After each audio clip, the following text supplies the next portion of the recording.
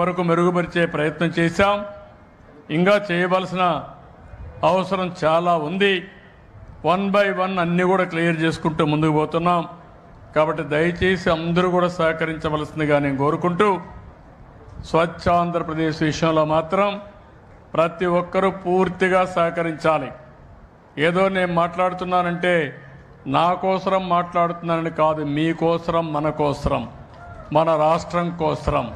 ఈ విషయం మీరు గుర్తుపెట్టుకోవాలి. అందుకే ఆడబిడ్డ ఒక్కసారి నేను ఇది మాట్లాడకిస్తాను.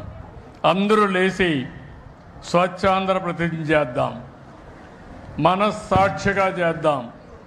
మనస్సాక్షిగా చేసి దీన్ని ఫాలో కావడానికి అన్ని విధాలా అందరూ ప్రయత్నం చేయాల్సిన అవసరం ఉంది. అందరూ కూడా కుడి చేయి ముందర పెట్టండి, లేకుంటే మనస్సాక్షిగా చేసేవాళ్ళు ముందు పెట్టండి, లేకపోతే కుడి చేయి ముందర పెట్టండి. అందరూ కుడి చేయి ముందర పెట్టి ఈ ప్రతిజ్ఞ చేయాల్సిందిగా కోరుతున్నా. నేను నా పరిసరాల పరిశుభ్రత కొరకు ప్రతిరోజు కొంత సమయం కేటాయిస్తానని నా వంతు కృషిగా స్వచ్ఛత కార్యక్రమాల కొరకు శ్రమదానం చేసి పరిశుభ్ర ఆంధ్రప్రదేశ్ సాధించే సంకల్పానికి కట్టుబడి ఉంటానని ఈ రోజు పరిశుభ్రత గురించి నేను వేసిన ఈ ముందడుగు ఆంధ్రప్రదేశ్ రాష్ట్రాన్ని శుభ్రపరచడంలో సహాయం చేస్తుందని నమ్ముతూ ఈ రోజు నుండి నా తోటి వారికి కూడా స్వచ్ఛతపై మరియు ఒక్కసారి ఉపయోగించి పారవేయు ప్లాస్టిక్ వస్తువులను నివారిస్తూ పునర్వినియోగ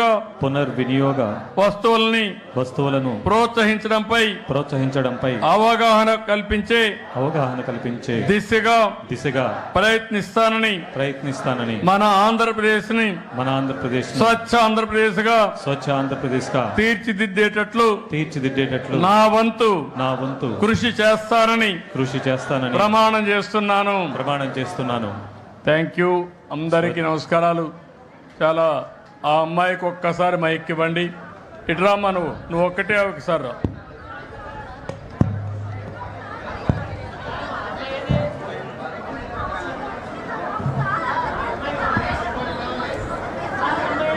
అక్కడ ఇవ్వాలి మైక్.